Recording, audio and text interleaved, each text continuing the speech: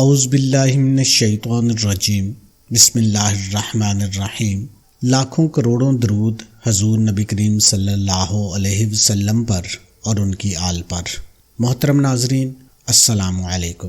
شعبان کا مہینہ چل رہا ہے اور شعبان کا مہینہ میرے نبی کا مہینہ ہے اور رمضان المبارک امت کا مہینہ ہے۔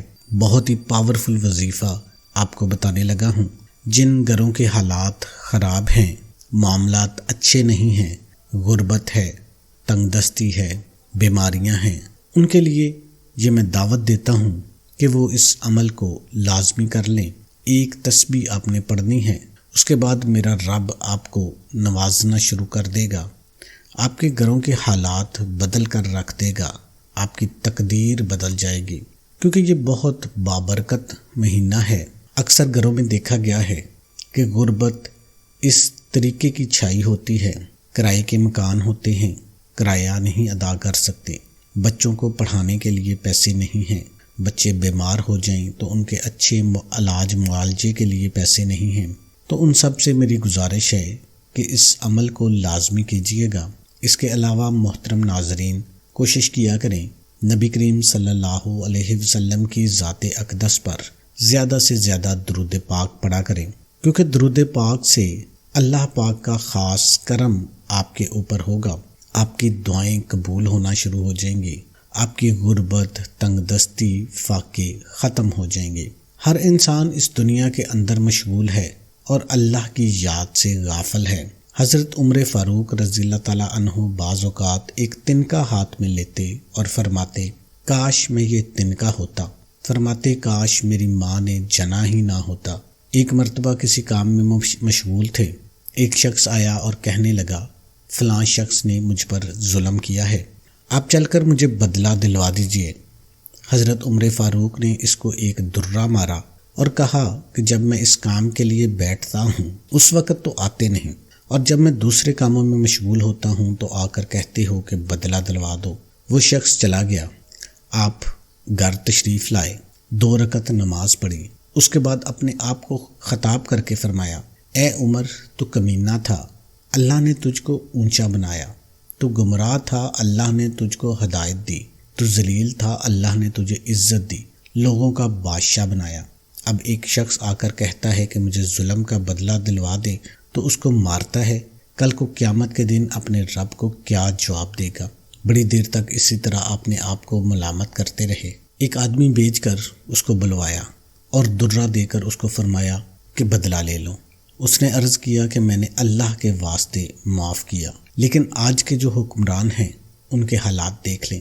اسی طرح ایک مرتبہ حضرت عمر رضی اللہ تعالیٰ عنہ اپنی رعایا کا خیال رکھنے کے لیے راتوں کو بیس بدل کر گشت کیا کرتے تھے۔ ایک جگہ دیکھا کہ آگ جلتی ہوئی نظر آئی۔ حضرت عمر نے سوچا کہ شاید کوئی قافلہ ہے جو رات ہو جانے کی وجہ سے شہر نہیں گیا، باہر ہی ٹھہر گیا ہے، چلو اس کی خبر لیتے ہیں۔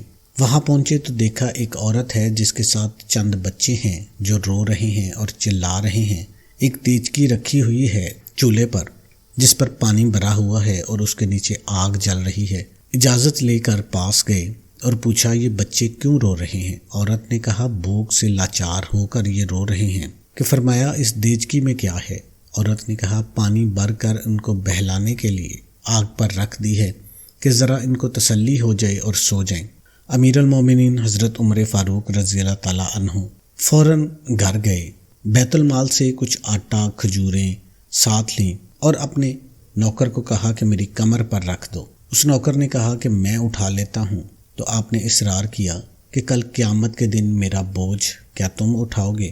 اس لیے آج بھی میں ہی اس بوجھ کو اٹھاؤں گا۔ اپنے ہاتھوں سے سالن تیار کر کے ان کو کھلایا، بچے بھی خوش ہو گئے، وہ عورت بھی بہت خوش ہوئی اور کہنے لگی، اللہ تعالیٰ تمہیں جزائے خیر دے، تم تو اس بات کے مستحق تھے کہ عمر کے بجائے تم خلیفہ بنائے جاتے۔ حضرت عمر فاروق رضی اللہ تعالیٰ عنہ نے ان کو تسلی دی اور فرمایا کہ جب تم خلیفہ کے پاس جاؤ گی تو مجھ کو بھی وہیں پاؤ گی۔ تو محترم ناظرین، حضرت عمر رضی اللہ تعالیٰ عنہ کے بہت سارے واقعات ہیں۔ کچھ واقعات آپ کو اس لیے بتائے ہیں تاکہ تھوڑا سا ضمیر کو جھنجھوڑا جائے۔ آج کے جو ہمارے حکمران ہیں، کسی کو کوئی بھی عہدہ مل جاتا ہے وہ فرعون بن جاتا ہے، تو اس لیے کوشش کیا کریں کہ اپنے معاملات ٹھیک کرنے کی، نماز پڑھنے کی۔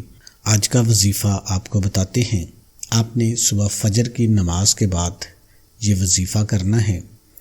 فجر کی نماز آپ نے جب ادا کر لینی ہے، اس کے بعد آپ نے اول 3 بار درود شریف پڑھ لینا ہے۔ اللہم صلی علی محمد وعلی آل محمد کما صلیت علی ابراہیم وعلی آل ابراہیم انک حمید مجید۔ اللہم بارک علی محمد وعلی آل محمد کما بارکت علی ابراہیم وعلی آل ابراہیم انک حمید مجید۔ اگر آپ بڑا درود نہیں پڑھنا چاہتے تو آپ صلی اللہ علیہ وسلم پڑھ سکتے ہیں۔ اس کے بعد آپ نے ایک تسبیح یا رزاق یا وہاب، یا رزاق یا وہاب، یہ اللہ پاک کے 2 صفاتی نام ہیں، ان دونوں کو آپ نے اکٹھا پڑھنا ہے۔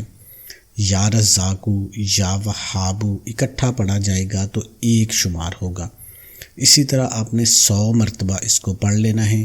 بالکل ڈوب کر دھیان سے آپ نے اس کو عمل کو کرنا ہے اور اپنی آنکھیں بند کر لینی ہے اور اپنے تصور میں اپنے مقصد کو آپ نے رکھ لینا ہے۔ آپ کو دولت چاہیے تو آپ یہ سوچ سکتے ہیں کہ اس وظیفے کی برکت سے، کیونکہ اللہ پاک ہی رزاق ہے اور اللہ پاک ہی وہاب ہے، اللہ پاک کی مجھ پر خاص رحمت ہو رہی ہے، مجھ پر دولت کی بارش ہو رہی ہے، میرا رزق وسیع ہو رہا ہے۔